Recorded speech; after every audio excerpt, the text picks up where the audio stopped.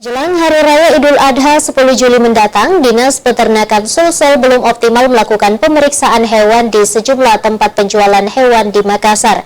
Meski demikian, pedagang mengakui penjualan relatif meningkat dibanding tahun lalu.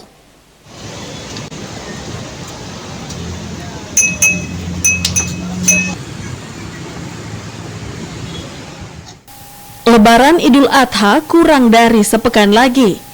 Namun pemerintah khususnya Dinas Peternakan maupun Dinas Kesehatan Provinsi Sulsel belum merata melakukan pemeriksaan hewan ternak, khususnya sapi maupun kambing.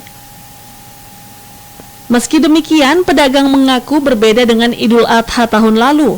Penjualan hewan kurban pada tahun ini justru mengalami peningkatan di Kota Makassar.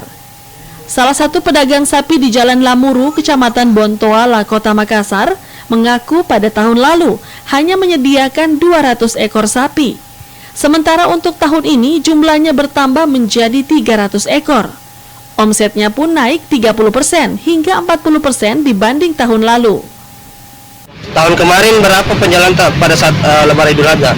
Kalau yang kita jual tahun lalu ada 200. Kalau tahun ini menjelang Idul Adha Ini sudah ada 300. hampir 300. Oh, berarti naik 100. Jumlahnya itu yang keseluruhan aja. Iya. Pedagang pun berharap agar warga masyarakat untuk lebih jeli memilih hewan kurban yang mempunyai sertifikat sehat dari dinas pemerintah terkait.